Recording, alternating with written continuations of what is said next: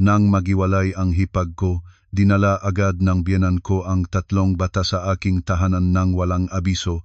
Hindi ako nagarga. Tahimik na lang akong naganap ng tiket para sa biyahe sa ibang bansa. Nagulat sila ng husto. 8 taon akong nagtiyaga bilang manugang. Hindi ko inakala na ang tahanan na pinagbuhusan kong pawis at luha ay magiging ganito wasak sa lup lamang ng isang gabi. Inudyukan ako ng gabiyanan ko na alagaan ang 3 batang iyon para mapagtakpan ang kasalanan ng hipag kong sugalero. Akala nila susunod ako ng bulag at magtitiis. Nagkamali sila. Panahon na para kumilos. Ako si Maria Santos, isang babaeng 35 taong gulang, kasalukuyang team leader ng marketing sa isang dayuhang korporasyon. Ang asawa ko ay si Daniel Cruz, isang software engineer mabait ang ugali, ngunit paulit-ulit na sumusunod sa kagustuhan ng pamilya niya ng walang pagsalansang. Kahit isa, 8 taon na kaming kasal ni Daniel.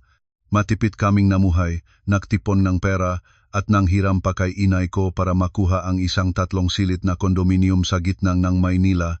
Ang tahanan na iyon ay kinatawan ng lahat ng aking pagod, sakripisyo, at pangarap, ang tanging lugar na mapagpahingahan ko pagkatapos ng mahabang araw sa opisina. Ang amang asawa ko ay si Tatay Ernesto, isang dating barangay kapitan na retirado na, mapagmataas at sanay na lagi siyang sinusunod ng lahat. Ang ina naman ay si Nanay Chora, isang tradisyonal na babae na buong buhay ay nag-alagad ng tahanan at bulag na bulag pagdating sa pagpapalayaw sa kanyang mga anak, lalo na sa bunso nilang anak na babae na si Cynthia. Si Cynthia ang hipag ko.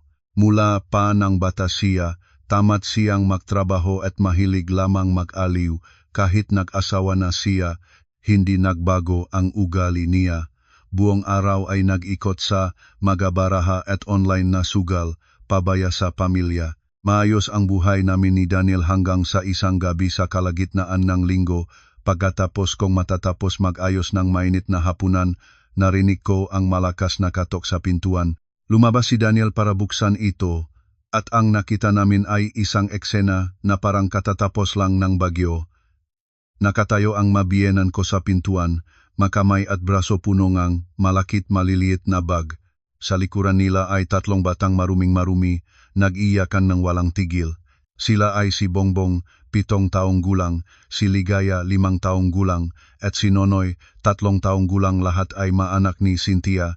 Natigilan ako. Hindi pa ako nakakaintindi ng nangyayari nang itulak na ni Tatay Ernesto si Daniel palayo at pumasok ang buong grupo sa sala. Nang makita ng nga bata ang malawak na espasyo nga sala, nagsimula silang tumakbo ng pabuntong yuko sa kahoy na sahig. Nagsusuot pa ngang sapatos na puno ngang putik. Tinatapak-tapakan ang aking puting mahabang alpombra na kahinaan ko palang nilinis noong nakaraang Sabado. Naupo si Tatay Ernesto sa sofa ng buong bigat, nagbuntong hininga at nagbigayng balitang parang kidlat sa gitnang maliwanag na araw. Nagdiborsyo na si Cynthia. Hindi na makayanan ngang asawa nito ang mabisyong babae kaya't pinalayas na siya at tinanggihan ang lahat ng anak. Dahil sa habag sa anak at sa mga apo, nagpasya ang mabiyenan ko na kunin ang lahat ng gamit, dalhin ang 3 bata, at manirahan na dito sa aming tahanan para mas madaling alagaan ang maito. Nakatayo ako sa gitna ng sala. Pakiramdam ko ay may naktapon ng balde ng malamig na tubig sa buong katawan ko. 3 silit lamang ang condominium na ito. Isa ay para sa amin ni Daniel, isa ay aking ginagawang home office na nangangailangan ng ganap na katahimikan, at ang huli ay guest room na kadalasang walang laman, at ngayon, nang walang kahit isang tawag o pagtatanong sa amin, 5 tao ang biglang lumipat para manirahan dito. Sa hapunan ng gabing iyon, puno ng tensyon ang hangin. Nag-awayan ang mabata sa pagkain, nagkakalat ng ulam sa buong mesa. Kumain si Tatay Ernesto ng kaunting serbesa, bumukpak ang kamay sa mesa, at nangako ng may pagmamalaking gaya ng isang general bago ang labanan. Sinabi niyang huwag kaming mag-alala, silang ang gabiyanan ko ang bahala sa lahat. Sila ang magpalengke, magluto, maligo sa mga bata, at maghatid sundo sa paaralan. Tiniyak niyang hindi niya kami palalagitin ng kahit isang sentimo. Tumango-tango ng paulit-ulit si Nanay Chora sa tabi niya, nanganggako na panatilihing malinis ang bahay tulad ng salamin. Nang marinig iyon ni Daniel, nagpawang alala siya. Nagmadaling mag-abot ng pagkain sa mabiyanan, tapos tumingin sa akin mga mata niyang nang hihingingang pahintulot at pagsuporta. Niluon ko ang subo ko ng mahirap, wala akong sinabi. Alam ko nang mabuti ang ugalingam gabiyanan ko. Ang mapangako nila ay katulad ng usok na wawala kaagad sa hangin. 3 batang malikot, 2 matatanda na paano nila ito kakayanin ng hindi gagulo ang buong bahay. Pero bilang manugang at sa harapan ng asawa at mga biyanan kong nagtatangkilik sa isa-isa, pinili kong manahimik. Nagpasya akong magtiis muna at panorin kung saan ito patutungo. Hindi nagtagal ang aking pasensya, eksakto tulad ng inaasahan ko. 3 araw lang pagkarating ng pamilya ng asawa ko, ang aking mayos na tahanan ay naging parang tambakan ng basura. Isang hapon, lumabas akong opisina na pagod pagkatapos nga 4 na oras na pulong kasama ang mga kliyente. Ang nasa isip ko lang ay umuwi, maligo sa maligamgam na tubig at makatulog. Ngunit nang buksan ko ang pintuan, sumulpot agad sa ilong ko ang isang mabansang amoy na halos paaraling umibayo ako. Ang nakita ko ay hindi ko mapaniwalaan. Puno ngang malakit na bakas ng basang paa at mga mumongang merienda ang sahig sa buong sala. Sa mahal na sofa na nakabalot ng tela, naglalaro si Bongbong at Ligaya na parang trampoline. Ang upuan nagpalukso-lukso ng walang hinto. Nagutas na ang maunan, nangalat ang cotton filling sa buong sala. Tumakbo ako patungo sa aking silid tulugan. Bukas ang pinto. Si Nonoy, 3 taong gulang, nakaupo sa aking dresser. Dininak-dinak na matangos na mga kamay nito ang aking night cream na presyo ay katumbas ng kalahating buwan ng sweldo ko sa salamin ng dresser at pinaguhitan ang puting kurtina ng mga baluktot na linya. Nakakalat ang lahat ng aking mga gamit, nabali ang mga lipstick at powder, nagulong-gulong sa sahig. Kumabog ang puso ko, tumakbo ako sa balkonahe. Doon ko pinagmamasdan ang aking maliisa lunan ng kapayapaan, ang aking mga halaman. Ang aking waling-waling orchid na inorder ko pa sa isang kakilala mula Davao. Ang bawat dahon nito ay inalagaan ko. Binibilang ko ang bawat usbong tuwing umaga. Ngayon, nakatumba ito sa lupa. Nabazagang palayok. Ang magagandang bulaklak ay tinatapak-tapakan ngang mga bata. Nakabaon sa gulong na lupa sa buong balkoni.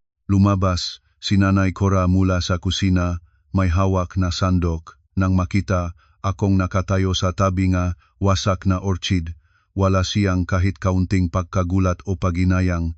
Sa halip, sinabi niyang mga bata ang mga iyon, hindi nila alam ang ginagawa nila.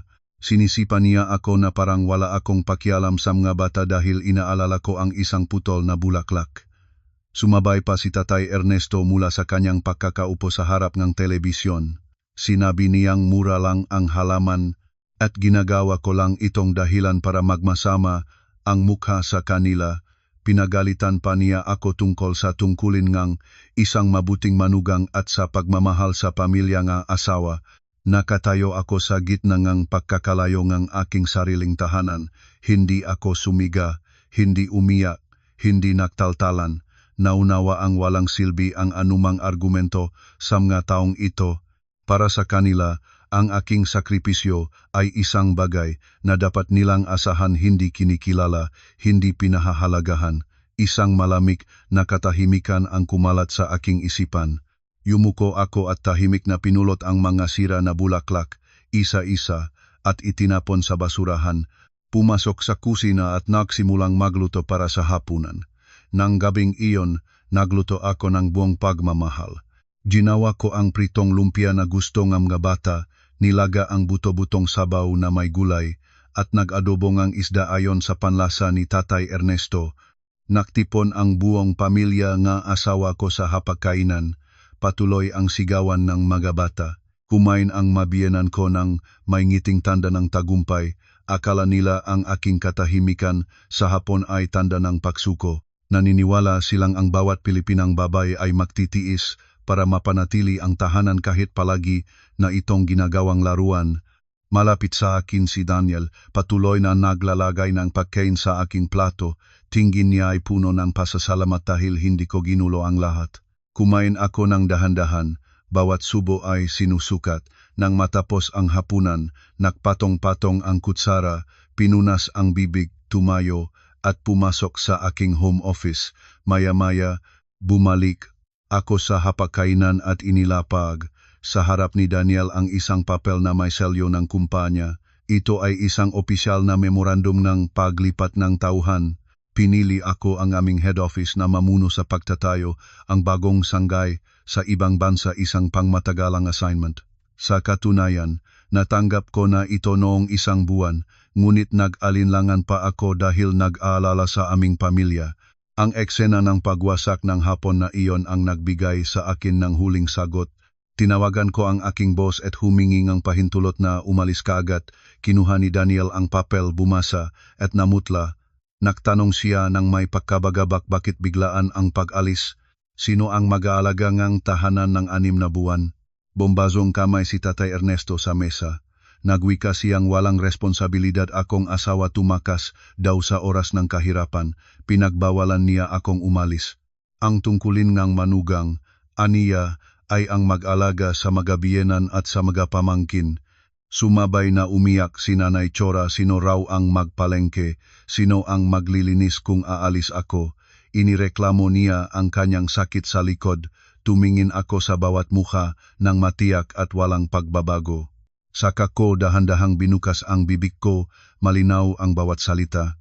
Ipinaalala ko sa kanila ang pangako ni Tatay Ernesto sa unang gabing dumating sila na siya mismo ang bahala sa lahat, na hindi niya ako palalagitin kahit 1 sentimo.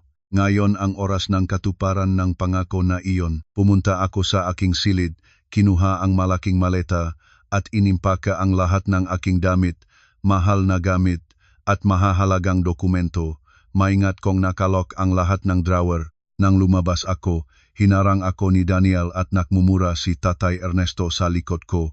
Ginawa ko ang dati kong nareserba, ang pang-backup na susi para ikandado ang aking silid tulugan at home office. Hinila ko ang maleta patungo sa pintuan, lumingon sa asawa ko sa huling pagkakataon. Sinabihan ko siyang mag-ingat sa sarili at tulungan ang kanyang nga magulang sa pag-alaga sa mga pamangkin ayon sa kagustuhan ng kanyang pamilya, at lumabas ako. Isinara ang pinto ng buong lakas. Iniwan ang lahat ng gulat, galit at kalituhan ng mabisitang hindi ko inaanyayahan. Nang gabing iyon, lumipat ako sa isang marangyang hotel sa Makati at natulog ng mahimbing at mapayapang tulog, pinakamahimbing sa lubang 3 araw. Hindi ako nagmadaling lumipat papunta sa ibang bansa. 1 linggo pa ang nakalaan bago ang aking flight, kaya mayroon akong ilang araw para magpahinga ng walang katulad. Ang aming kondominium ay may camera system na naka-install sa sala at kusina para sa seguridad. Mula sa malambot na kama ng hotel, hawak ang mainit na tasang kape, binuksan ko ang app sa telepono at tahimik na pinanut kung paano kaya ng pamilya ng asawa ko nang wala ang sobrang bibo na manugang. Nagsimula ang kapahamakan sa unang umaga, 6:30 ng umaga, nagising ang mga bata. Karaniwan, handa na ang almusal, nakapres na ang mga damit at nakahanda ang mainit na gatas para sa kanila kapag ganito ang oras. Ngunit sa screen ng kamera, tanging tahimik na espasyo lang ang nakita, walang pagkain. Nagsimulang umiyak ng malakas ang 3, si Bongbong, Ligaya at Nonoy. Tumakbo sila mula sa silid papunta sa sala, pagkatapos ay sa kusina. Inunat ni Bongbong ang kamay para buksan ang ref, kinuha ang malaking tetra pa ang gatas.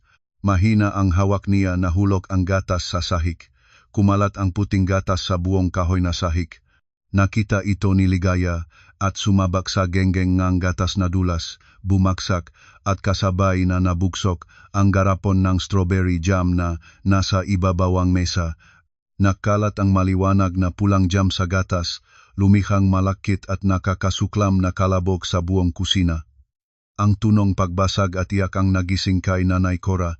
Nagulat siyang lumabas mula sa silid, bulabok ang damit. Nang makita ang labanan sa kusina, Humapit siyang basahan at lumuhod para linisin ngunit dahil sa kanyang matagal na problema sa likod, kaya lang nilinisin ang kalahati bago siya nagupo sa sahig, nagaasal na kirot ang mukha habang pinipiga ang kanyang baywang.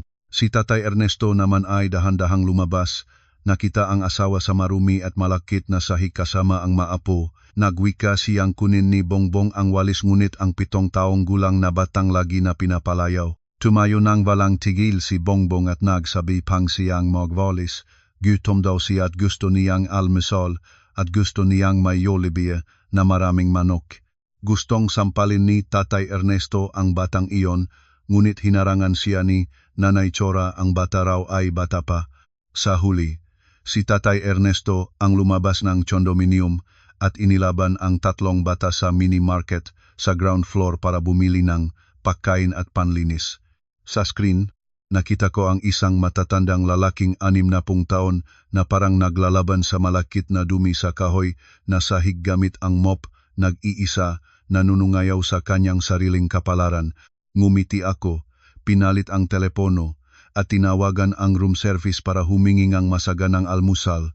Sa 3 araw, lumagpas na sa kakayahan ng 2 matanda ang sitwasyon. Opisyal na, pagod na si Nanay Cora. Ang patuloy na pagtakbo sa likuran ng 3 aktibong bata, ang paglilinis ng nakakalat na laruan, ang paliligo sa kanila, lahat ng ito ay nagpaalab ulit sa kanyang matagal na sakit sa likod. Sa screen ng kamera, nakita ko siyang nakahiga sa kama, nakabalot ng kumot, paminsan-minsan ay humahaginit na may hiling kay Tatay Ernesto ng gamot panpahid. Ang bigat ng pag-aalaga sa buong pamilya ay napunta ngayon sa isang lalaking hindi nakarinig ng trabahong bahay sa buong buhay niya. Tanghali, nagutom ang mabata, napilitan si Tatay Ernesto na pumasok sa kusina. Pinakintap ko ang mata sa screen ng telepono, binaabala kung paano niya haharapin ang mga sangkap na naiwan ko sa ref. Kumuha siyang malakit na piraso na karne mula sa freezer, hindi sinubukan na ithaw, at agad na tinabas itong malaking kutsilyo. Pagkaraan ng matagal na pagsisikap, naitapon niya ang tinatat na karne sa palayok para maglaga. Ngunit dahil hindi niya kilala ang magkapampalasa, nakamali siya ng malaki asin, ang inisip niya ay asukal. Nagbubo siya na malaking dami na asin sa palayok, saka binuksan ang gas sa pinakamalakas na apoy at umalis sa kusina para manood na telebisyon.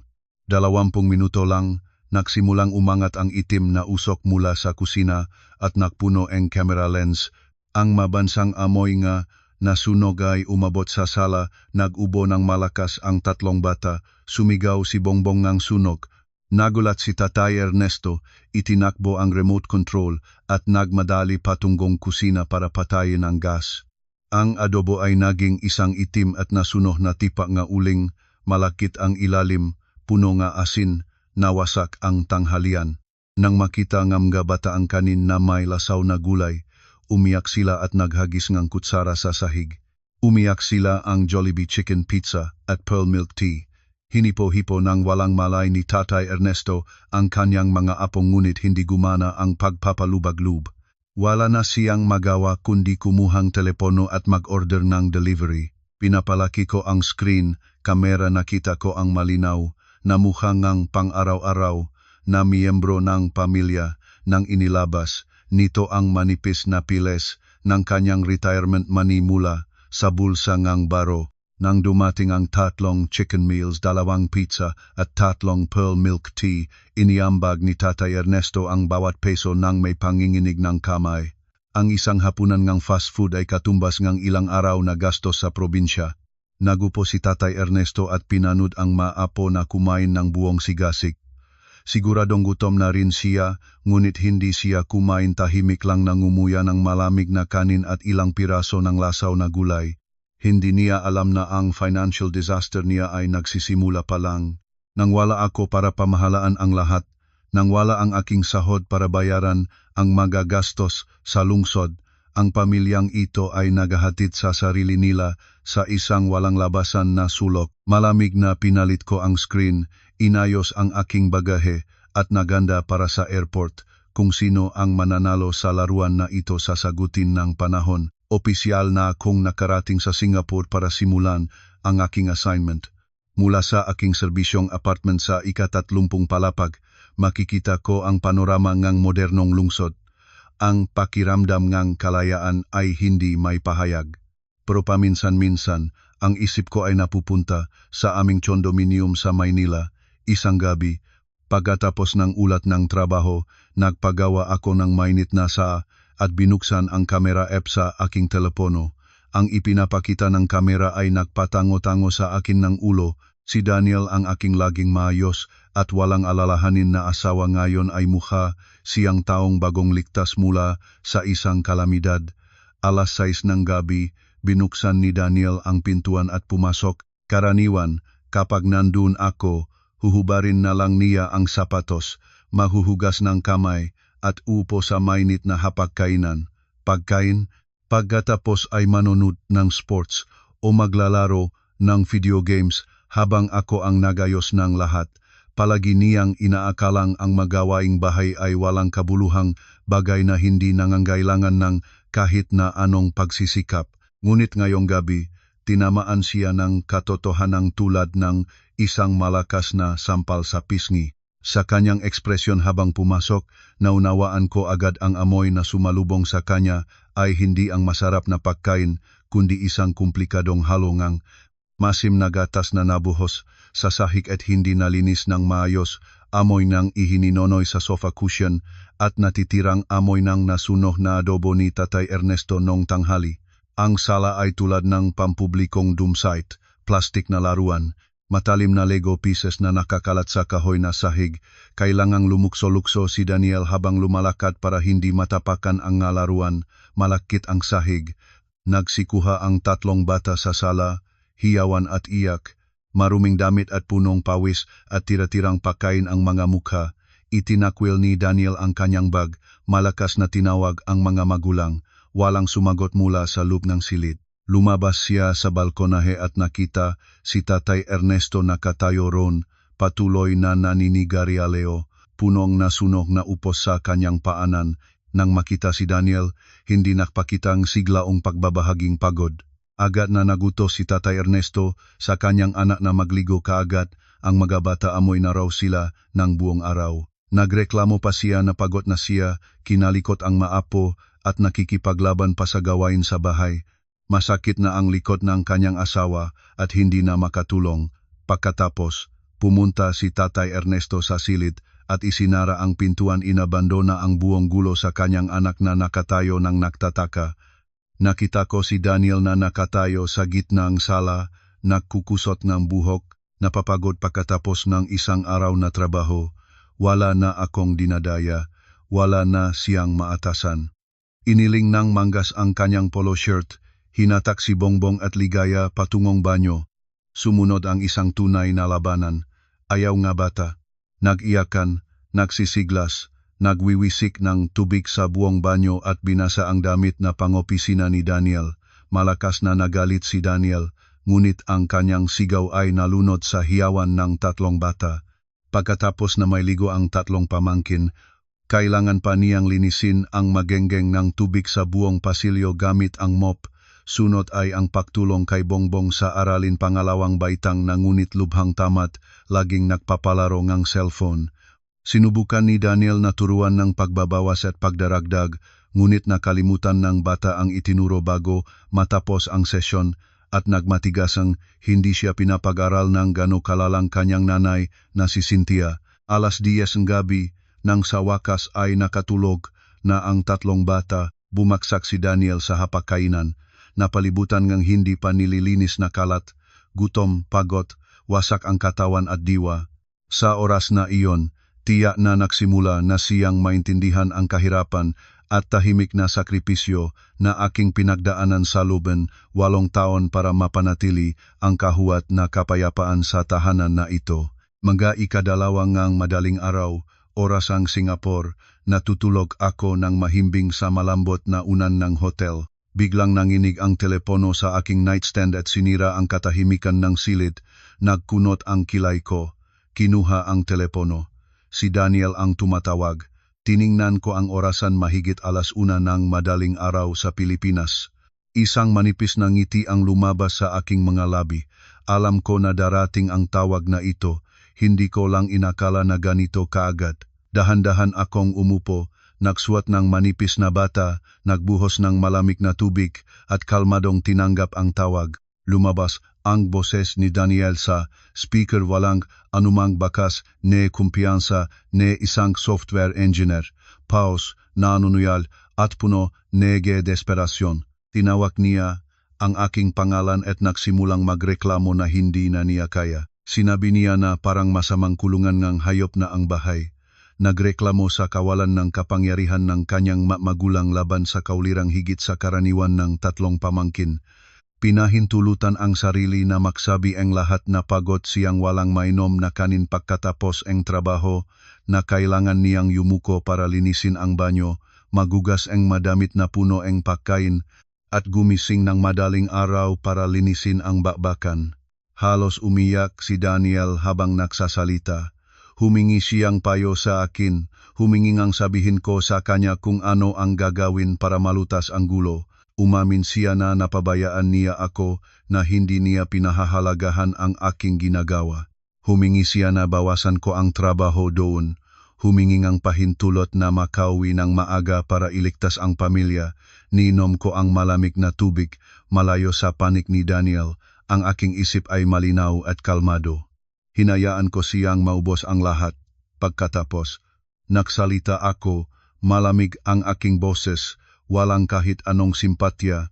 Ipinaalala ko sa kanya ang kahapon ng kanyang mga magulang nang dalhin nila ang 3 bata kung natatandaan pa niya ang ipinagmamalakin ng kanyang ama ng gabing iyon sa hapagkainan. Sila ang bahala sa lahat, palengke, pagluluto, paglilinis, paligo, hatid sundo sa paaralan. Garantisadong hindi nila palalagitin ako kahit isang sentimo. Ng oras na iyon, si Daniel mismo ang umiling-iling ng may kasiyahan dahil inakala niyang kaya ng kanyang mamagulang. Nagpatuloy ako sa pagsasabing ang katotohanan, nasa ibang bansa ako, nagtatrabaho para sa kumpanya, walang oras at walang obligasyong mag-alala sa kung anong nangyayari sa bahay sa Pilipinas. Sinabihan ko si Daniel na ipakita ang kanyang pagiging lalaki, pagiging mapagmahal na anak, at pagiging modelo na bayaw. Kailangan niyang mag-asikaso ang lahat, tulungan ang kanyang mga magulang sa pag-aalaga sa mga pamangkin tulad ng ipinagmamalaki ng kanyang pamilyang pagmamahal sa kapwa. Sinubukan ni Daniel na makipagtalo, nagpaliwanag na hindi ito inasahan ng kanyang mamagulang na sana ay maging maawain ako. Natawa ako ng tahimik at saka nagbigay ng huling sagot. Ang tanging paraan palabas ay ang harapin niya ng personal ang makahihinatnan na ginawa ng kanyang pagpapaluwag at kawalan ng paninindigan. Hindi ako libreng katulong. Hindi ako isang makina para sa pag-ayos ng mga problema ng kanyang pamilya. Ang pangako ay binikas ang mamiyembro ng kanyang pamilya ay may responsibilidad na tuparin ito hanggang katapusan. Bago pa makapagsalita muli si Daniel, pinindot ko ang button para tapusin ang tawag, nanauli ang katahimikan. Hinila ko ang kumot, isinara ang mga mata, at natulog ng maayos habang ang lalaking nasa kabilang dulo ang linya ay nagpapalampas pa sa gulo na ginawa ang kanyang sariling pamilya. Ang pagkagulat ni Daniel ay simula pa lang ng mas malaking problema. Sa mga susunod na araw, nagsimulang maranasan ng pamilya ng asawa ko ang ibang uri ng pahirap, pressure sa salapi, ang maliit na retirement pension ni Tatay Ernesto, ang bagay na palagi niyang ipinagmamalaki bilang sapat para mahangjuhay nang hindi nangangailangan ng tulong ng maana ay nawala ng bilis ng hangin sa loob ng hindi pa 2 linggo. Sa probinsya, sanay silang magsipag. Mga gulay mula sa sariling hardin, itlog mula sa sariling manok, paminsan-minsan lang bumibili ng kaunting karne sa palengke. Bawat buwan, nagpapadala kami ni Daniel ng malaking halaga para sa kanilang pangangailangan at gamot. Kaya palagi ring nagmamalaki si Tatay Ernesto na siya ay ayos sa pananalapi. Ngunit nang makarating sa Maynila, lahat ay nagbago. Ang unang malaking gastos ay nanggaling sa pagkain ng 3 pamangkin. Lagi silang lumaking ginagawang masustansyang pagkain ang fast food ng kanilang nanay. determinadong tanggihan ang simpleng ulam kanin, lutong gulay at maalat na adobo ngang lolo. Sa halip, nakpalumuhon sila sa saig para humingi ng Jollibee chicken, pizza at pearl milk tea. Dahil sa habak at dahil hindi niya matiisin ang iyak ng mga ito, napilitan si Tatay Ernesto na mag-order ng delivery. Ang isang fast food na hapunan para sa 3 bata ay katumbas ng ilang araw na pangangailangan sa probinsya. Kasunod nito ang gastos sa pang-araw-araw na pangangailangan. Si Nonoy, 3 taong gulang, ay gumagamit pa ang diaper sa gabi. Nung nandun ako, palagi akong nagtatago ng mahal na diaper at milk formula. Ngunit mula nang umalis ako at nalok ang aking mga silid, mabilis na naubos ang natitirang supplies sa labas. Kinailangan ni Tatay Ernesto na bumaba sa mini market sa ground floor para bumili. Nang makita ang presyo ng isang pack ng diaper at isang latang ng powdered milk, natigilan siya ng malaki. Nagrereklamo siya sa cashier na masyadong mahal, ngunit sa huli ay kinailangan pa ring ibigay ang nahuling malalaking papel na pera sa kanyang pitaka. At nakdakdak sa lahat ng ito ang suliranin sa kalusugan ni Nanay Chora. May hypertension siya at scoliosis. Ang patuloy na paglilinis ng gulo nga bata kasama ang manggagabing hindi makatulog dahil sa ingay ay nakpataas ng kanyang blood pressure. Ang gamot na dala niya mula sa probinsya ay naubos na. Nagmadali si Tatay Ernesto sa drugstore sa Dako ang kalsada para bumili ng imported na gamot para sa asawa. Ang pera para sa gamot ay opisyal na nagpahinga ng huling tirang barya ng retirement fund ni Tatay Ernesto. Nang gabing iyon, sa screen ng kamera, nakita ko ang isang nakakakilig na pamilya at tensyon sa sala. Si Tatay Ernesto, nakaupo sa sofa, mukha niyang puno ng pagkabalisa at desperasyon. Ang luma niyang pitaka ay nakalatag sa mesa ng salamin walang laman. Binuklat-buklat niya ang pitaka at nakbuntong hininga ng malalim. Nakahiga si Nanay Cora sa recliner, nakpapahit ng boses na mahina ngunit punong pakana. Nagsimula siyang mag-imot. Ang bawat hininga ay may kaukulang gastos. At nagsimulang pag-usapan si Daniel counting suweldo lang do ang isang software engineer, may bayad pa sa bangko buwan-buwan. Ako naman, team leader sa marketing, malaki ang sahod, naka-assign sa ibang bansa at libra ang lahat ng gastos. Tiyak na ang aking account ay hindi nagagala. Iniutos ni Nanay Chora kay Tatay Ernesto na gamitin ang kanyang autoridad bilang ama, pilitin si Daniel na tumawag sa akin agad at ipabayad sa akin ang buong sweldo ng buwan. Ang dahilan? Ako raw ang manugang, ang aking pera ay pera rin ng pamilya ng asawa ko. Sa ganitong kahirapan, dapat maglabas ng pera ang manugang para sa gastos ng mga biyenan at mga pamangkin. Nakinig si Tatay Ernesto at nagpasang-ayon. Inutusan niya si Daniel na kunin ang telepono. Ang tawag mula sa Pilipinas ay dumating ng tanghali habang nakaupo ako sa marangyang restaurant sa ground floor ng opisina building sa Singapore.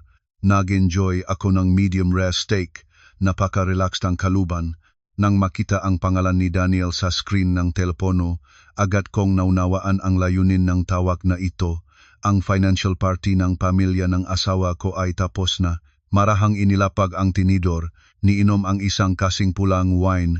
Sinadyang hayaang magring ng ilang ulit bago sagutin. Eksakto ang hula ko. Nagsimula si Daniel sa isang mahirap na tono, nagtatanong kung mayos ang panahon doon, kung mahart ang trabaho ko, kung bakay ang pagkain. Sumagot ako ng maikli at direkta. Sinabihan ko siyang pumunta na sa punto dahil hindi marami ang oras ko para sa tanghalian. Nang marinig ang aking tono, nag-aatubili at nagsimulang sabihin ni Daniel ang masamang kalagayan ng kanyang pamilya. Umamin siyang naubusan ng pera ang kanyang magulang dahil sa diaper, gatas at pagkain para sa 3 pamangkin. Ang kanyang sariling sweldo ay kailangan para bayaran ang credit card at condo association dues. Nagmakawa siya sa akin na magpadala ng bahagi ng aking sweldo sa kanyang account para sa palengke at gamot ng kanyang ina. Natawa ako isang manipis at mapanudyong tawa. Inilagay ang telepono sa mesa, binuksan ang speaker at tahimik na nagpatuloy sa pagkain ng karne. Pagkatapos ng isang subo, nagsalita ako ng matatag at malinaw. Isa-isa kong inilista ang mga mahal na gastos ko sa isa sa pinakamahaling bansa sa mundo. Ang kumpanya ay sumuporta lamang ng plane ticket at unang buwang renta sa apartment. Lahat ng kasunod na buwan, kailangan kong gumastos ng sariling pera para sa pagkain sa mga restauran, sasakyan at mataas na kalidad na business attire para sa aking posisyon. Sinabi ko ng malinaw na ang aking pera na pinahirapan ko ng pawis, talino at walang tigil na trabaho ay ginagamit ko para sa aking kinabukasan at karera, hindi para busyugin ang walang hangganang pangangailangan ng mga taong hindi marunong lumimita. Muli kong binigyang diin ang dating pangako ng gabianan ko. Tanungin ko si Daniel, hindi ba't sinabi ng kanyang pamilya na ni isang sentimo ay hindi nila kailangan sa akin? Bakit ngayon, makalipas ang ilang araw lang, tumatawag na sila para manghiram? Tinanggihan ko ang kahilingan ni Daniel, hindi ko magpapadala kahit isang piso. Sa kabilang linya, narinig ko ang ingay ng pahahalungkat. Ang tinig ni Daniel na humarang ay nalunod sa malakas na sigaw ni Tatay Ernesto. Tila nakikinig si Tatay Ernesto sa tabi ng anak at hinablot ang telepono. Sumabok ang kanyang boses sa speaker, galit, hindi mapigilan. Tinawag niya akong walang utang na loob na manugang, makasarili, lupit. Sinabi niyang kumakain daw ako ng masagana habang pinapanot ang kanyang pamilya na nagugutom. Nagbanta siyang tatawagan ang aking mga kamag-anak sa probinsya at ikukuwento sa mga kapitbahay na hindi marunong mag-alaga ang aking magulang ng magalang na anak. Wala akong pagbabago sa mukha. Ang natumatira ko pang pagalang sa taong ito ay ganap ng naubos. Kalmadong kinuha ang telepono, inilapat sa bibig at nagsalita ng maikli at walang pag-alangan. Sinabi ko kay Tatay Ernesto na gawin ang lahat ng gusto niya, ngunit huwag umasa na maari nilang makuha kahit isang sentimo mula sa akin para pakainin ang pagkasalalay at kontrabidang ugali ng pamilyang ito. Pinindot ko ang button para tapusin ang tawag. Agad na ni-block ang numero ni Daniel at lahat ng pamilyar na numero mula sa pamilya ng asawa ko para hindi na sila makakagambala sa akin ulit. Nagpatuloy akong kumain ng aking masarap na tanghalian. Puso ko ay napakagaan matapos ang matagal na panahon na nakakulong sa isang hindi nakikitang tanikala. Ang aking malamig na pagtanggi at ang matigas na pagblok ng numero ay humampas sa pagmamalaki ni Tatay Ernesto at nagpaalap ng galit ni Nanay Chora na wala ang maayos na pamumuhay sa bahay.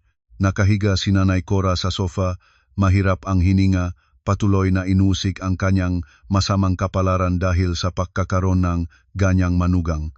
Sa kanyang makitid na pag-iisip, ang katotohanan na nagtatrabaho ako at hindi agad nagbibigay ng sweldo sa pamilya ng asawa ko ay isang kasalanang hindi mapatawad labag sa tradisyon at pagiging mabuting manugang. Napapigilan sa sulok ng pinansyal at gustong gumanti sa lahat ng paraan, nagpasyang gumawa si Nanay Cora ng pinakamasakit na paraan ng psikolohikal na pressure. Lagi siyang naniniwala na ang pinakamahina na bahagi ng anumang Pilipinang babae ay ang dangal ng kanyang pamilya sa probinsya. Nagpasya siyang gumamit ng tactics ng biyenan para pilitin ang gilit ng pamilya ko na makialam at pilitin akong magsumite. Nang may panginginig na mga kamay, kinuha niya ang kanyang lumang cellphone, hinanap ang numero at direktang tinawagan ang aking ina sa probinsya. Ang aking ina, si Lola Nena na Santos, ay isang retiradong gurong paaralang elementarya. Walang katulad ng napasiglang at maingay na si Nanay Cora. Ang aking ina ay mapayapa, matalino at napakahusay sa pakikitungo sa iba. Nakatira siya ng mag-isa sa isang tahimik na bahay sa labas na Maynila. Nagbabantay na hardin, naga prutas at nakikilahok sa mga aktibidad, naga samahan, naga mga senior. Nang natanggap niya ang tawag mula sa kanyang kumpare sa pag-aasawa, katatapos lang nilang Lola Nena mag-anigas ng pansit mula sa hardin, pinunasan niya ang kanyang makamay, umupo sa kanyang kahoy na upuan, nagbuhos ng mainit na tsaa at kalmadong idinantay ang telepono sa tainga. Si Nanay Cora, narinig ang tinig ni Lola Nena, ay hindi na naghintay para bumati ng maayos. agad na nagbuhos ng salita tulad ng buksong ilog. Ang boses ni Nanay Cora ay umiyak, sadyang nagpapakita ng pagkawa parang siya ang biktima.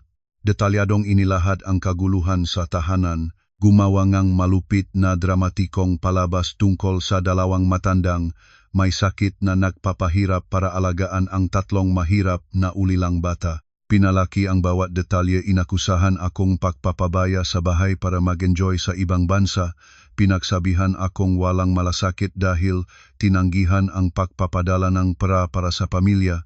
Hindi pa sapat iyon, ginamit pa ni Nanay Cora ang mga nakatagong pahiwatig para lapastanganin ang paraan ng pagtuturo ni Lola Nena. Sinabi niya na kahit matagal na siyang guro, hindi niya natututo ng anak na maging mabuting manugang nakpalaking parang walang respeto sa pamilya nga asawa.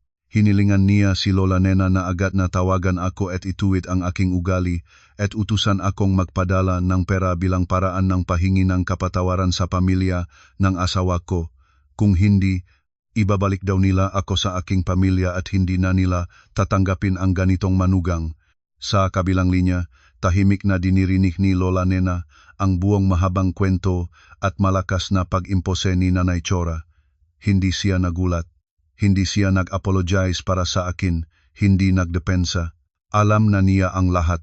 Tinawagan ko siya nang umalis ako sa kondominium, mula sa pagpapalayag ni Cynthia hanggang sa pamilya ng asawa ko na sumakop sa aming tirahan. Palagi akong sinusuportahan ng aking ina. Nang maubos na si Nanay Cora ang salita at huminto para maghintay ng mapagpakumbabang paumanhin mula sa kausap, saka lamang nagsalita si Lola Nena. Ang tining nga aking ina ay dahan-dahan, pantay, walang galit o panguyam, ngunit bawat salita ay may bigat na hindi mapantayan. Sinabi ni Lola Nena na ang maaway ngang mag-asawang si Maria at Daniel ay sariling usapin ngang mga bata. Mas magaling kung hindi sila makikialam ng labis para hindi masira ang bagay. Pinatunayan ni Lola Nena na ang kanyang anak ay pinalaki ng maayos at sinanay ng mabuti mula pa ng bata, kaya buong puso siyang nagtitiwala sa bawat desisyon nito. Kung pinili ni Maria ang pagsaba sa trabaho sa ibang bansa para paunlarin ang kanyang karera, tiyak na may malalim na dahilan mula sa panig ng pamilya ng asawa. Pinaalalahanan niya si Nanay Cora na suriin muna niya ang kanyang sarili at ang kanyang pamilya bago tawagan ang ibang tao para pagalitan. Gustong gumanti ni Nanay Cora ngunit hindi na pinayagan ni Lola Nena. Binago niya ang paksa, isang paksa na matagal nang ibinaon ng pamilya ni Tatay Ernesto at Nanay Cora sa loob ng 8 taon. Dahan-dahang binanggit ni Lola Nena ang araw ng kasal ni Maria at Daniel. Nang iyon, ang mag-asawang bagong kasal ay nagnanasang magkaroon ng sariling tahanan sa Maynila, ngunit ang naimpok na perang dalawa ay kalahati lamang. Nang panahong iyon, si Tatay Ernesto at Nanay Cora ay nagyayabang sa lahat ng pamilya na magbibigay sila ng pera para sa apartment ng anak nilang lalaki. Ngunit nang dumating na ang araw ng down payment, ang dalawang ito ay pumunta sa bahay ni Lola Nena sa probinsya, lumuhod halos at nagpaliwanag na wala silang pera.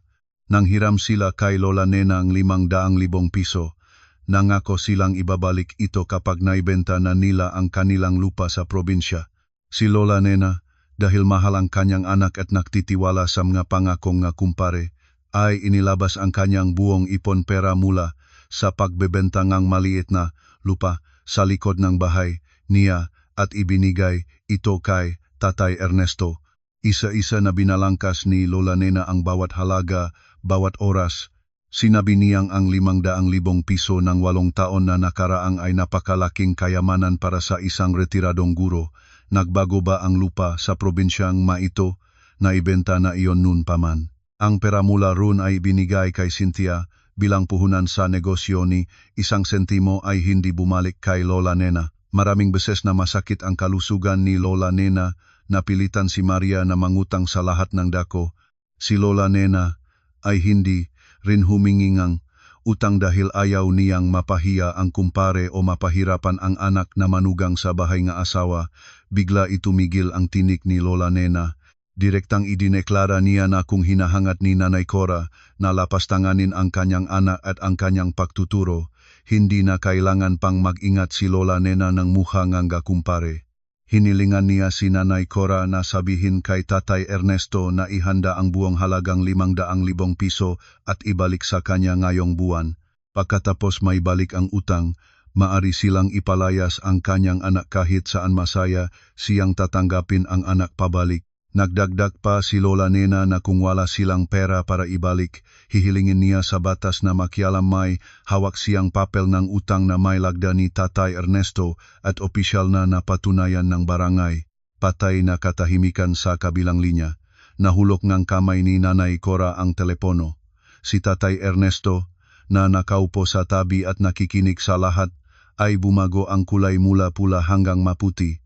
Ang katotohanang binalangkas na nagpahiya sa kanya ay inilunsad sa pinaka-nakakahiyang paraan. Ang napakalaking utang na akala niya ay matagumpay na nalimutan ay muling lumitaw sa ilaw. Nanginig ang kamay ni Tatay Ernesto. Nagmadaling abutin ang telepono para tapusin ang tawag bago pa makapagsalita ng kahit ano. Ang sala ng condominium ay naging walang ingay at nakakatakot. Ang tanging tunog ay ang mabigat na pahinga ng dalawang matatandang katatapos lang matanggal ang kanilang tunay na mukha. Pagkatapos ngang mapahiyang tawag na iyon, ang pananalapingang pamilyang asawa ko ay opisyal na nabasag. Ang makasunod na araw ay dumaan sa madilim at mapanglaw na kapaligiran, wala ng pagkain. Ang bawat kainan ay may sabaw na kangkong lang at kaunting maalat na tuyo. Ang tatlong anak ni Cynthia ay nag-iyakan ng malakas dahil gutom at nasa hinahanap nila ay karne. Nagdurusa si Nanay Cora sa kama dahil sa hypertension ngunit walang para sa magandang gamot. Si Daniel naman ay pumupunta sa trabaho ng maaga at umuwi ng gabi punong ng lungkot at pagod ng walang kapantay. Si Tatay Ernesto ay nagpapaikot-ikot sa sala, mga kamay nakasampa sa likod, no ay kukunot sa iba't ibang pakana.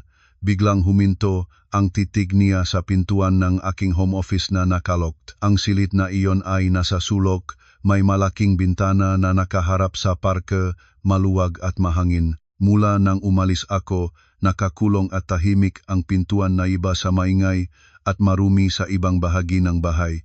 Isang matapang at napaka-desperadong ideya ang lumabas sa isipan ng patriarkong ito para sa kanyang sarili. Iniisip ni Tatay Ernesto na ito ay tahanan ng kanyang anak. Bilang ama, may karapatang gumawa ng anumang desisyon. Ang silid ay walang laman ng ilang buwan, sayang lamang kung paupahan niya ito, maaring kumitang kahit ilang libong piso buwan-buwan. Sapat na para sa pagkain ng gaapo, gamot ng asawa, at kaunting panggastos para hindi na siya manghihingi sa anak. Agad na kumilos si Tatay Ernesto, lumabas sa balkonahe. Tahimik na tinawagan ang isang ahente ng lupa na numero nakita niya sa poste sa labas ng gusali. Nagpakilala bilang may-ari ng bahay at nagsabi na mayroon siyang silid na may kasangkapan na kailangang paupahan agad. Ang presyo ay mas mura kaysa sa palengke, handa lang ang magbayad ng advance at deposit. Ang ahente ay agad tumahak. Nagita sila ng hapon. 3:00 ng hapon, naktunog ang doorbell. Hinayaan ni Tatay Ernesto ang sarili at inayos ang manipis na buhok, inaayos ang baro, pagkatapos ay binuksan ang pintuan. Sa labas ay isang ahenteng nakasuot ng polo shirt na may guhit, isang babae na mukhang mag-aaral o bagong manggagawa. Napatingin ang ahente sa paligid ng sala at ang ngiti niya ay agad na natawid. Ang eksena sa harap niya ay totoong kahindik-hindik, punong malakit na bakas at tira-tirang pagkain ang sahig. Nakaimbak ang marumi na pinggan sa lababo na amoy na maasim. Nagaway si Bongbong at Ligaya sa isang laruan sigaw ng sigaw. Si Nonoy ay umiyak sa sulok ng dingding, basa na ang pantalon. Tumangap ang bisitang babae ng mabansang amoy at nagtaas ng kamay para itakip ang ilong. Bahagyang kumunot ang noo at umatras ng isang hakbang. Namula ang mukha ni Tatay Ernesto sa kahihiyan. Tinulak niya sa gilid ang mga nakakalat na laruan gamit ang paa, ngumiti ng pinilit, at inimbitahan ang mga bisita. Nagpaliwanag siya na maraming batang kamag-anak sa bahay kaya medyo magulo. Agat daf mililinis. Inakay niya ang ahente at ang babay patungo sa pintuan ng aking home office. Inabutan ni Tatay Ernesto ang tangan ng pinto ngunit hindi ito bumukas. Sinalay niya ang lahat ng bulsa at kahon sa labas ng pasilyo. Wala siyang makitang spare key, kaya sinabi niya sa ahente na maghintay. Nang sandali habang tinatawagan ang locksmith na bubukas ng kandado, nagpaliwanag siya na ito ay silid ng anak niya na lumipat lahat ng kasangkapan ay mahal at ganap. Handa na ang susunod na umupa na magdala lang ng maleta, habang si Tatay Ernesto ay abala sa pagpapaganda ng imahe ng silid para hikayatin ang paunang bayad. Hindi niya napansin ang marahang klak ng kandado ng pintuan habang binubuksan ito mula sa labas. Bumukas ang pintuan. Pumasok si Daniel sa bahay murang mukha. Maitim ang ilalim ng mata mula sa maraming gabing hindi makatulog, buhok na hindi nakayos, tila hindi makatayo sa pagod. Ngayong hapon ay nag-absensiya ang kalahating araw sa trabaho dahil sa stress at kakulangan ng tulog, halos mahimatay sa opisina. Gusto lang niyang makauwi at mahiga ng sandali. Ngunit ang salubong sa kanya ay dalawang hindi kilalang tao na nakatayo sa harap ng pintuan ng home office ng kanyang asawa, habang ang kanyang amang pumikit ay abala sa pagtawag sa locksmith. Kunot ang noni Daniel, mabilis na lumapit at malakas na nagtanong kung ano ang nangyayari. Nagulat si Tatay Ernesto na magang bumalik ang anak, halos nahulog ang cellphone. Ang ahente, mabilis na tumingin, ngumiti, at nagpaliwanag na tinawagan silang tatay niya para palabasin ang silid at paupahan, at nagpaplano silang tumawag ng locksmith para buksan ang pintuan. Nang marinig ni Daniel ang salitang pabuksan ng kandado at paupahan, ganap na nabago ang kanyang mukha. Namulat ang mga mata, kinukurot ang mga kalamnan ng mukha, at lahat ng naipon na galit, put, at tiis sa loob ng maraming araw ay biglang sumabog tulad ng bulkang tataga na. Sumigaw si Daniel, inutusan ang ahente at ang babaeng bisita na lumabas kaagad sa kanilang tahanan.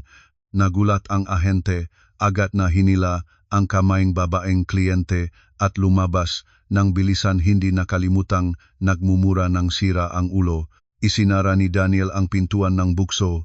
Agad na humarap sa kanyang ama. Nagnipis ang labi niya, nanginig ang mga kamao. Sa unang pagkakataon sa buong 30 taon ng buhay niya, ang dating palaging masunurin na anak ay nangahas na harapin ang kanyang ama. Itinuro ni Daniel ang pintuan ng home office at malakas na tinanong ang kanyang ama kung anong karapatan ang mayroon siyang tumawag ng locksmith para pabuksan ang silid ng kanyang asawa. Ipinaalala niya kay Tatay Ernesto na ang tahanan ay pinahandaan ng dalawang mag-asawa, ang pawis at dugo at may halagang hiniram pa sa magulang ng asawa. Ang silid na iyon ay personal na espasyo at pag-aari ng kanyang asawa na puno ng mahahalagang dokumento ng kumpanya. Tinanong niya ang ama kung bakit siyang kayang isipin ang pagpapaupang ang pag-ari ng manugang para sa kaunting barya. Gustong sumuntok ni Tatay Ernesto sa anak ng marinig na ito. Patuloy na nang away at nagsabik na ito'y walang galang na anak.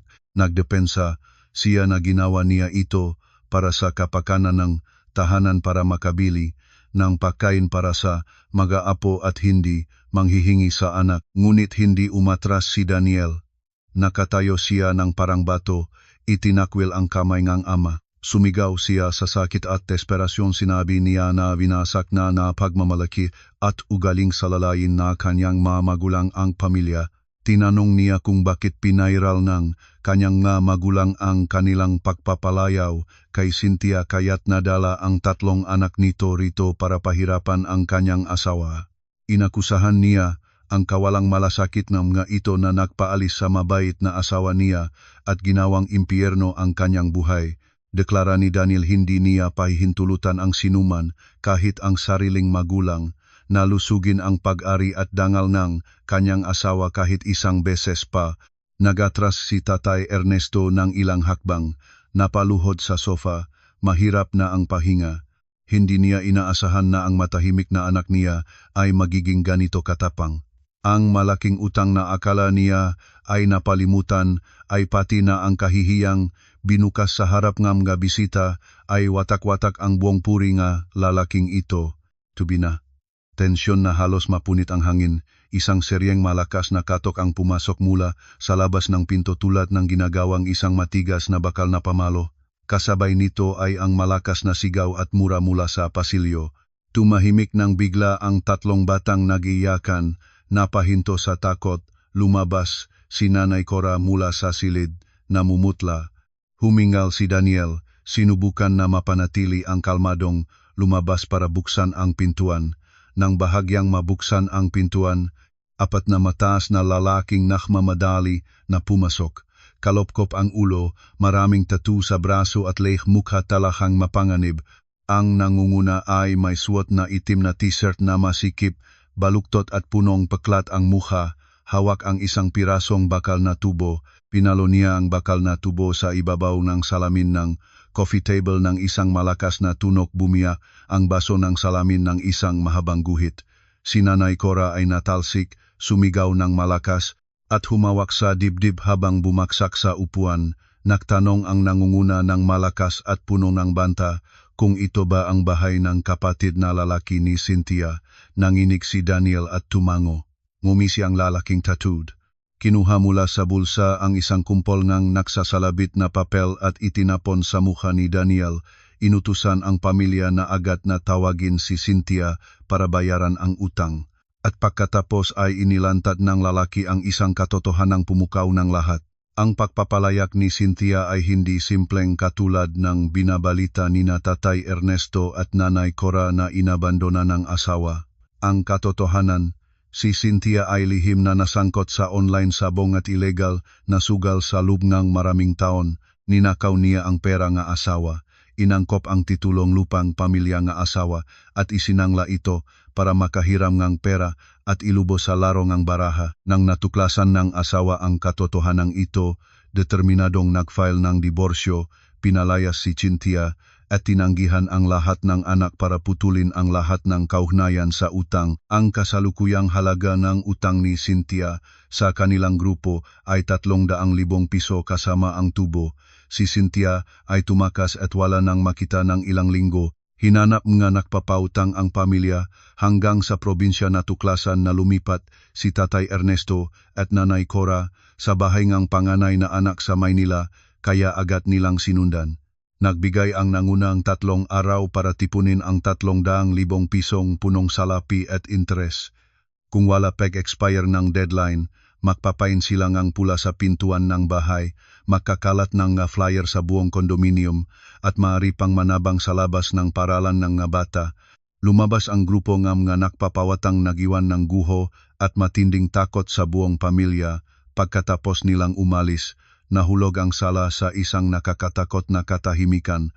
Naupo si Daniel sa kahoy na sahig, mga kamay nakabalot sa ulo, buho na gulo. Tinitignan niya ang papel ng utang na may fingerprint ni Cynthia na nagsasagmutak sa sahig. Pakiramdam niya ay bawat bagay sa paligid ay gumuguho. Si Tatay Ernesto ay nakaupo sa sofa ng walang buhay. Si Nanay Cora ay patuloy na lumuha.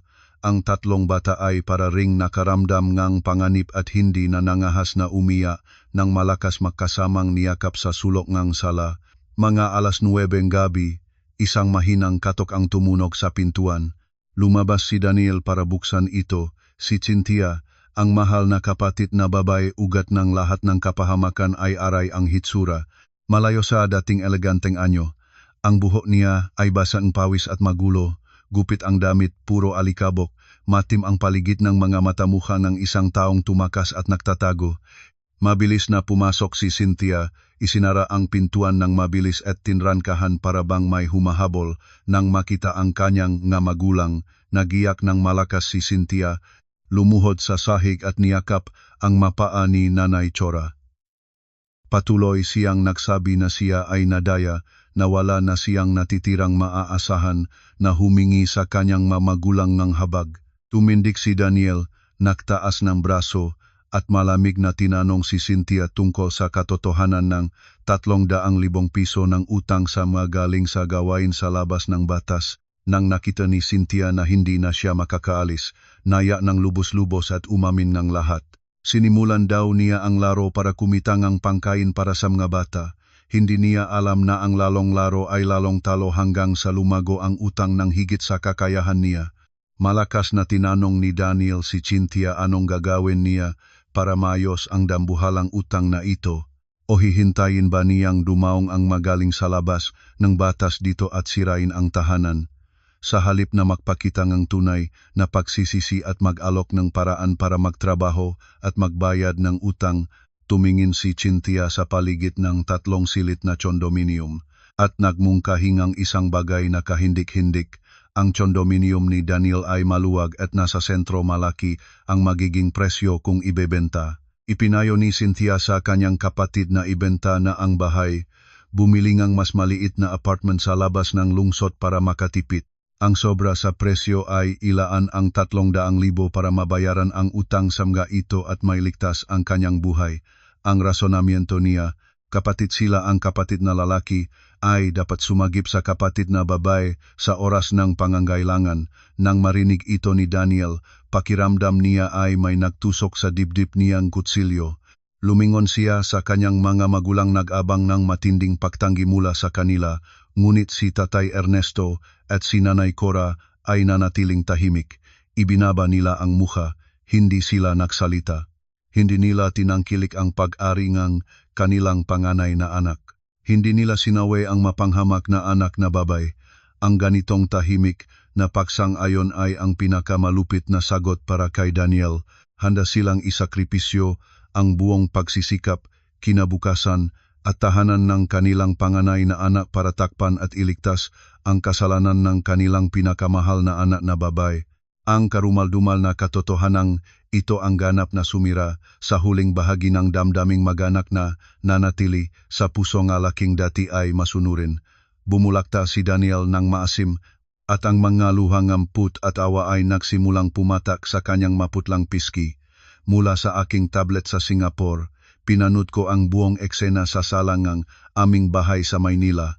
Ang mapait na nehiti at makaluan na put ni Daniel ay tulat na nakpabaho na isang bakay sa loob ko. Ang tahimik na pagsang-ayon ng mga magulang sa mungkahini, Cynthia na ibenta ang bahay, ay ang pamunong ng inis na tumaas sa loob ng mahabang panahon. Pinunasan ni Daniel ang luha sa mukha niya, tumayo ng matuwid.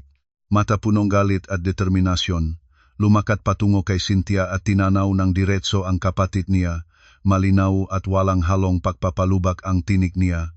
Itinuro ni Daniel ang daliri sa mukha ni Cynthia, malakas na binunyak ang tunay na mukha nito.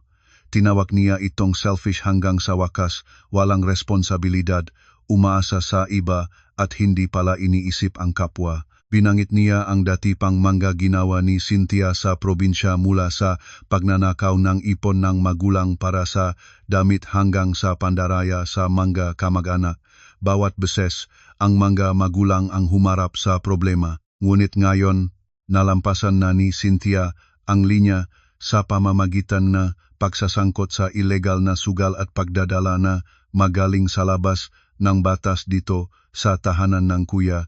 Dahan-dahang sinabing hindi niya kailanman ibebenta ang kahit isang batong tahanan na ito para bayaran ang makasalanan ni Cynthia. Nagulat si Cynthia, nakpakitang takot, ngunit nagsisi pa ring tumanggi. Nagpumilit na kapatid ang dapat sumagip sa kapatid. Natawa si Daniel sa mapait at punong kalungkutan at galit. Ang tawang iyon ay umahon sa buong marumi at magulong sala. Pagkatapos nito, tumalikod si Daniel patungo sa kanyang ama, direktang tumingin sa kanyang mata. Isinabog niya ang lahat ng naimpok na put at matanong na matagal niyang pinahandaan. Tinanong niya si Tatay Ernesto sa mata niya, ano ba talaga ang kahulugan ng panganay na anak? Isang makina ba para kumitang pera?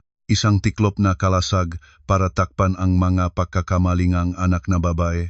Pinuna niya ang ugalingang magulang na matagal ng palaging pinipik na magtiis at sumuporta sa kapatid mula ng bata pa. Tinutulak sa kanya ang buong responsibilidad ng pamilya habang ang sarili niyang pamilya ay nakalagay sa gilid. Binanggit ni Daniel ang 500,000 piso na hiniram ng pamilya ni Tatay Ernesto sa nanay ni Maria ng 8 taon na nakaraang. Nagpasimula pa siya sa mga panahong nangangailangan sila ng salapi para sa pag-ayos ng bangkil ng kama, pagbabayad ng bangko at pagbiling ng gamot. Sinabi niyang ang tahanan na ito ay hindi nakarating ng walang sakripisyo. Ito ang pawis at dugo ng dalawang mag-asawa, hindi regalo na mula sa langit para ibenta ng sinumang gustuhin. Nagalit si Tatay Ernesto, sumigaw na huwag sumalansang sa magulang. Ngunit hindi umatras si Daniel. Malapit sa ama, titik na titik. Deklara niya gugustuhin pa niyang sunugin mismo ang tahanan kaysa pahintulutan ang sinumang humipo sa karapatan at espasyo ng kanyang asawa. Diinan pa niya na ang pagiging mahina niya at ang hindi makatwirang pagtulak ng pamilya ang nagpalayas sa kanyang mabait na asawa. Hindi na niya hahayaang maulit ito. Hinihingi niya kay Tatay Ernesto, Nanay Cora, at Cynthia na magsariling paraan para malutas ang utang na ginawa ni Cynthia. Huwag silang mag-expecting na sasagutin niya ang gulo. Bawat salita ni Daniel ay parang martilyo na tumatampal sa batong konserbanismo at ugaling pag-asa sa ibang kanyang pamilya. Ang sala ay bigla na lang nabalot ng katahimikan. Tanging mabigat na pahinga ni Daniel at mahina na sobs ng tatlong bata sa sulok ang maririnig. Dumating na ang pagkagising ng mabuting asawang ito. Kahit mahal ang bayad para sa huli na pagiging matapang, ang lakas ng pagtanggi at kahihinatnan ng mga salita ni Daniel ay tila nakpaalab sa isang bagay sa loob ni Nanay Cora na hindi na matiis. Buong buhay, naniniwala siya na ang matamis, masunurin at mapagmahal na panganay na anak ay palaging susunod sa kanya. Naniniwala siyang ang pagsakripisyo ni Daniel para sa kapatid na babay ay isang katotohanan na hindi mababago. Ngunit sa harap niya ngayon, bumaksak ang katotohanan iyon. Ang mga akusasyon tungkol sa bulag na pagpapalaya, ang 500,000 piso na utang sa magulang ng asawa, at lalo na ang pagtingin sa posibilidad na sisinghilin na haling sa labas na batas, lahat na ito ay nakbigay na labis na pagkabigla. Nakaupo si Nanay Cora sa recliner, mahigpit na nakaawang ang mga kamay sa dibdib na humihingal ng malakas. Pamutla ang mukha niya, nanlilisik ang mga labi ng walang maibigay na salita. Sinubukan niyang umatras pasulong, mukha puno ng matinding takot, at biglang bumaksak sa malamig na sahig ng sala. Banayad na nanginig ang katawan niya, humihingal ng putol-putol at mahina. Naging kaguluhan ang sala. Sumigaw si Bongbong, Ligaya, at Nonoy nang makita ang lolang bumaksak. Nagpanikala si Tatay Ernesto, natapik sa isang piling laruan at lumuhod sa tabing asawa. Patuloy niyang tinawag ang pangalan nito sa desperasyon. Umatras si Cynthia, nakburo ang mukha sa mga kamay, umiyak ngunit hindi naklapit para tumulong. Si Daniel, kahit puno pa ang galit, ay hindi mapigilan ng sariling instinct bilang anak. Sumugot siya sa tabi ni Nanay Cora, agad na hinubad ang kuwintas para mapadali ang pahinga, at hinablot ang cellphone para tumawag ng ambulansya. Nanginig ang kamay niya, napapalitan ang tinig ng inilantad ang address at lagay ng pasyente. Pagkatapos ng tawag, binalinggan niya si Cynthia at inutuzang dalingan 3 bata sa loob, eniga sili dati kandado, ito para huwag, dagadagan, engay. Hindi pa 5 minuto, ang tunog ng siren ng ambulansya ay pumunit sa katahimikan ng gabi. Mabilis na dumating ang mga paramedic na may stretcher, nagbigay ng first aid, at agad na dinala sa sasakyan si Nanay Cora. Nagmadaling sumunod si Daniel at Tatay Ernesto, mukha ng dalawa ay puno ng tensyon. Sa emergency room ng isang malaking ospital sa Quezon City, napakainit ng hangin. Pagkatapos ng mahigit 1 oras ng pagsusuri at emergency scans, lumabas ang doktor mula sa intensive care room ng seryosong mukha. Ibinalita niya sa pamilya na si Nanay Cora ay nagkaroon ng acute myocardial infarction, atake sa puso dahil sa labis na stress at sa kasalukuyang hypertension. Kritikal ang kondisyon ng pasyente at kailangan ng kaagad na operasyon para ilagay ang stent sa coronary artery para mapanatili ang buhay. Nagbigay ang doktor ng papel ng hospitalization fee at hinilingan ang pamilya na magbayad ng isang malaking halagang piso para makapasok sa operating room. Hindi kasama dito ang intensive care at mahal na gamot. Pagkatapos nega operasyon, nang marinig ang halagang iyon, si Tatay Ernesto ay tulad ng napatuyuan ng lakas na paluhod sa plastik na upuan sa pasilyo ng ospital. Ang magaspang na kamay ay niyakap ang matandang mukha na nagluluha. Sa sandaling iyon, naunawaan niya ang brutal na katotohanan, ganap na gumuho ang kanyang pamilya. Wala ng pera sa bangko, naubos na ang retirement pension, samga fast food ng maapo. Ang anak na babae ay isang kriminal na pasan ng isang nakapanghihinang utang. Ang panganay na anak ay nasubasop sa tiwala at ganap na nabasag ang loob. Ang tahanan na lagi niyang ipinagmamalaki sa mga kapitbahay ngayon ay isang malamig na abong naiwan. Ang pagsisisi ay nagsimulang kumain sa puso ng lalaking ito nang naunawaan niya na ang kanyang sariling pagpapalayaw at hindi makatarungang pagkilos ang humikayat sa buong pamilya na magtungo sa bangungot na walang pintuan palabas. Ang pasilyo ng ospital ng 2:00 ng madaling araw ay tahimik at malamig. Tanging ingay ngang mabibilis na yapa ng mga nurse at amoy ngang disinfektante ang lumantad. Nakatayo si Daniel sa dingding, mga kamay nakabaon sa bulsa, matawalang buhay na nakatitik sa nakasarang pintong operating room. Ilang libo lang ang natitirang pera niya. Ang credit card niya ay nasa limitasyon na. Ang malaking halaga para sa operasyon ay tulad nega isang problema na walang solusyon. Tapos binalin ni Tatay Ernesto ang muka, desperate na tumingin kay Daniel. Wala nang bakas ngang dating palalo at mapagutos na ama. Ang boses niya ay nabigo, nang hihingi. Sinabi niyang tawagan ni Daniel ang kanyang asawa. Humingi ngang awa para magpadala ngang para maoprahan ang kanyang ina. Alam niya na si Maria ay may sariling ipon, nasa mataas na posisyon, at nagtatrabaho sa ibang bansa, tiyak na may kakayahang kumuhang malaking halagang pera sa maikling panahon. Umiling si Daniel. Pagod na nang sabi na nablok na niya ang numero ng kanyang asawa ilang araw na ang nakakaraan. Bukod doon, pagkatapos ng lahat ng pinsalang ginawa ng pamilya niya sa asawa niya, hindi na siya may lakas ng loob na humingi ng tulong. Nang marinig ito ni Tatay Ernesto, agad na tumayo. Hinablot ang cellphone sa kamay ni Daniel, kinuha ang isang SIM card na hiniram mula sa isang kamag-anak ng katabing pasyente at isinuksok sa telepono. Determinado siyang makuha ako sa lahat ng paraan. Sa apartment ko sa Singapore, ang aking work phone ay nagring ng paulit-ulit. Nang makita ang number mula sa Pilipinas sa gabing iyon, sinabi sa aking ang kutop na may malaking nangyari. Binuksan ko ang ilaw ng bedside lamp, umupo at tahimik na tinanggap ang tawag. Nang narinig niya ang aking boses, biglang umahon ang iyak ng boses ni Tatay Ernesto sa speaker. Sa unang pagkakataon sa buong 8 taon ko bilang manugang, narinig ko ang boses ng mapaharyang amay na ito na nagpapaluhod at humihina.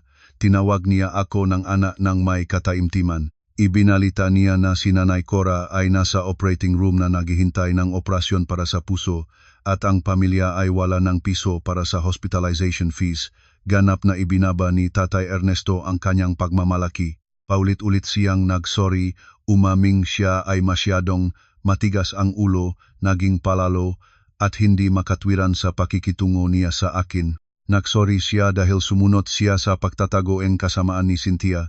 Nagsorry dahil dinala ang 3 bata para sirain ang aming kapayapaan. Nagsorry dahil gumamit ng masamang salita para pagalitan ako. Humingi siya na patawarin ko ang lahat ng pagkakamali. Nagmakaawa na magpadala akong sa ospital para matulungan ang operasyon ni Nanay Cora. Nangako siyang pagkatapos ng lahat ng ito, pipilitin niya si Cynthia na magtrabaho para magbayad ng utang. Siya mismo ang magdadala ng mga bata at mga magulang pabalik sa probinsya at ibabalik ang kapayapaan sa amin. Tahimik akong nakaupo, pinakinggan ang bawat salitang isinuplong ni Tatay Ernesto, walang luha ang pumatak. Sa loob ko ay isang kahimasmasan lamang. Ang maluhangang paginang iyon ni Tatay Ernesto ay hindi mabubura, ang masugat na malalim at maraming taon ng pinsala. Alam ko na kung magpapadala na ako ngayon ng malambot ang puso, mauulit ito sa ibang anyo. Malinaw ang aking tinik nang nagsalita kalmado ngunit walang anumang pag-alangan. Sinabi ko kay Tatay Ernesto na tinanggap ko ang kanyang pahingingang kapatawaran, ngunit hindi agad ako magpapadala ng kahit anong pera. Ang lahat ng nangyari ay kailangang lutasin ng buo at magpakailanman. Sinabihan ko siyang mag-book akong pinakamaagang flight pabalik sa Pilipinas ngayong araw. Ang tungkol sa hospitalization fee ng biyenan ko ay pag-aralan ko ng personal kapag nandun na ako sa ospital. Bago pa makatanong si Tatay Ernesto, isinara ko ang tawag. Tumayo ako, binuksan ang maleta at sinimulan ang pagtitipon ng mahahalagang legal na dokumento na inihanda ko bago pa man dumating ang assignment na ito, panahon na para magpalit ng eksenyo. 24 na oras pagkatapos ng tawag sa gabi, opisyal akong nakatayo sa pintuan ng aming kondominium sa Maynila. Ang mahabang biyahe mula Singapore ay hindi nagpagod sa akin. Sa kabaliktaran, ang aking mukha ay puno ng kalmadong lakas ng isang babaeng nanguna sa kanyang sariling kuwento. Ginagamit ang aking susi, binuksan ang pinto at pumasok. Puno pa rin ng halo-halong mabansang amoy ang sala. Nakaupo sa telebisyon si Bongbong, ligaya at Nonoy maruming damit. Si Cynthia ay nakahiga sa sirang sofa, gumagamit ng cellphone, hitsura punong pagod. Nang marinig ang yapak ko, nagulat si Cynthia. Tumingin sa akin at nang maabutan ng aking tumalas na tingin ay agad na umupo ng tuwid, hindi naksalita. Sa ganon ding sandali, bumukas ang pinto ulit. Pumasok si Daniel nakdadala ng plastic bag na may ilang tuyong damit. Kababalik niya lang mula sa ospital para kumuha ng personal na gamit para kay Tatay Ernesto. Nang makita niya akong nakatayo sa gitna ng sala kasama ang aking branded na maleta, natigilan. Namumula ang mga mata niya mula sa maraming gabing puyat. Makapal ang balbas, hitsura punong pagod. Gustong tumakbo si Daniel papunta sa akin. Gustong magreklamo tungkol sa lahat ng kakilakilabot na nangyari. Ngunit ang aking walang malasakit na titig ay nakahinto sa lahat ng galaw niya. Hindi ako nagpakita nga alalahanin. Hindi nagpakita nga habak sa kanyang nagalupaling anyo. Hinila ko ang aking maleta patungo sa hapagkainan. Umupo, binuksan ang totoong katat na bag, at dahan-dahang inilabas ang isang makapal na tiklop na nakasabit sa asul na folder. Malakas na inilapag ang folder sa mesa, ang tunog ay hindi malakas ngunit sapat para gawing punong tensyon ang buong silid. Tumingin ako kay Daniel, inutusan siya ng kilay na umupo sa katapat. Nang umupo na si Daniel, inilipat ko patungo sa kanya ang tiklop. Ito ay isang sinimulang petition ng annulment na may pirma na mula sa akin, kasama ang isang detalyadong at malinaw na kasunduan sa paghahati ng ari-arian. Malamig, pantay, at malinaw ang bawat salita ng aking pangwakas na ultimatum. Sinabi ko kay Daniel na hindi ako bumalik para maging sapalaran ng pamilya niya. Ako ay magbabayad ng hospitalization fee ng kanyang ina bilang huling habag at paalam sa kanyang pamilya, ngunit ang pra ay utang. Dapat ay sumulat ng papel ng utang si Tatay Ernesto na may malinaw na responsibilidad sa pagbabayad. Tungkol sa 300,000 piso na utang ni Cynthia, ni isang sentimo ay hindi ako magbibigay. Tumingin ako ng diretso sa mata ni Daniel at pinilit siyang pumili sa isang puntong hindi na mababago. Unang daan pipirmahan niya ang annulment petition.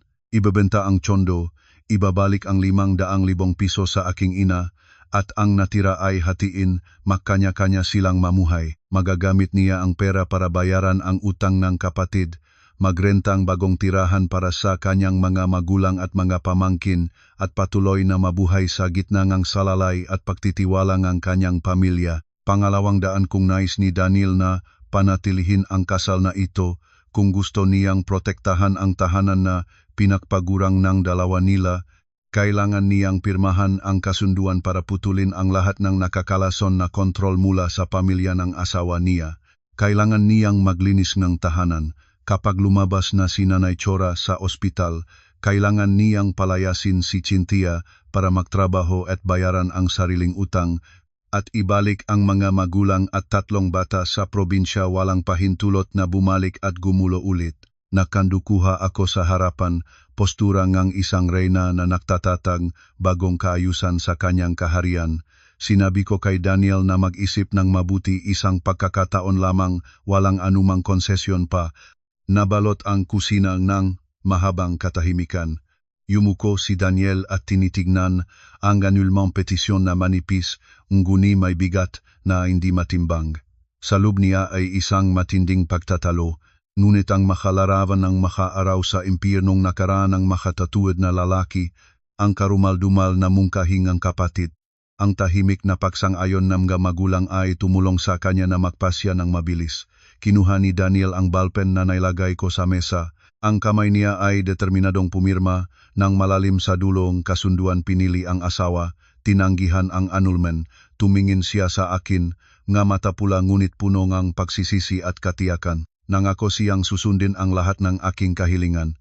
Mula ngayon, ang kanilang maliit na pamilya ang unahin niya sa lahat, hindi na niya hahayaang mapagsamantalahan ang kanyang kabutihan kahit isang beses pa. Kinabukasan ng umaga, isang tunay na malaking paglilinis ang naganap sa aming tsondo. Nagising ng maga si Daniel, kinuha ang isang malaking bag at inilagay ang lahat ng damit, gamit at personal na pag-ari ni Cynthia inilagay sa pasilyo ng gusali. Hinablot niya ang antok pang si Cynthia palabas, itinuro ng direkta ang mukha nito at idineklara ang pagbabawal nito sa lubang tahanan. Malinaw niyang sinabi kay Cynthia na kinausap na niya ang supermarket sa ground floor at nag-apply siya para dun maging cashier. Mula ngayon, kailangan ni Cynthia na magtrabaho, kumita at bayaran ang sariling utang sa mga nakpapautang. Buhay patay nito, hindi na siya pakialam.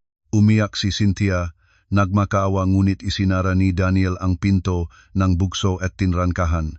Sumunod, nagbook si Daniel ang 7-seater na serbisyo para hintayin sa baba. Tinipon ang mga gamit ng 3 bata, inimpake ang mga kagamitan ni Tatay Ernesto sa malalaking kahon. Nagbayad siya ng hospitalization fee gamang pera ko at kumuha ng profesional na caregiver para magabang sa ospital. Malinaw na sinabi ni Daniel kay Tatay Ernesto, kapag gumaling at lumabas na si Nanay Cora, ang sasakyan ay direkta silang abot sa probinsya. Ang pag-aaral ni Bongbong at Ligaya ay ililipat sa lokal na paaralan ayon sa kanilang barangay.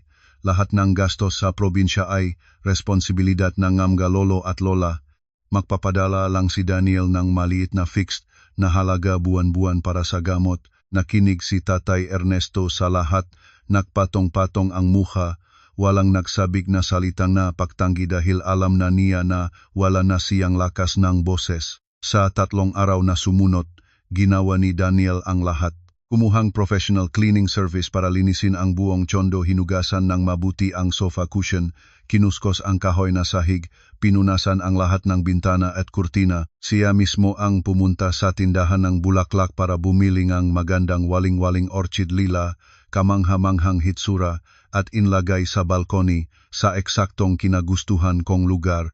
Nang bumalik ako mula sa hotel pagkatapos ng 3 araw ng pag-ayos ng mga bagay-bagay mula sa malayo, lahat ay nagbago na. Wala nang iyak ng mga bata, wala nang mabansang amoy, wala nang mga mata ng mga biyenan ko na palaging nakabantay. Ang 3 silid na kondo inay balik sa dati nitong katahimikan, kalinisan at kapayapaan. Nakatayo si Daniel sa sala para salubungin ako, ngumiti at hinawakan ang aking coat, mga mata puno ng tunay na pagpapahalaga. Sa sandaling iyon, nagtunog ang aking telepono, may bagong email. Ito ay isang opisyal na abiso mula sa Board of Directors ng kumpanya. Batay sa mahuhusay na tagumpay ko sa assignment sa Singapore, opisyal akong na-promote sa posisyon ng Regional Marketing Director. Ngumiti ako ng maliwanag at ibinunyag ang masayang balita kay Daniel. Ang hapunan ng gabing iyon ay niluto mismo ni Daniel. 2 lang kami, ngunit napakahangin at napakamalinamnam. Nagsimula na kami ng bagong kabanata ng aming buhay, sa kasal, isang buhay kung saan ang mahangganan ng paggalang ay matibay na tayo. Ang kwento nga bisitang hindi inaanyayahan ay ganap na natapos na, isang pangwakas na tanda ng katapusan ng nakakalason na pagpasok na dating halos sumira sa aming tahanan.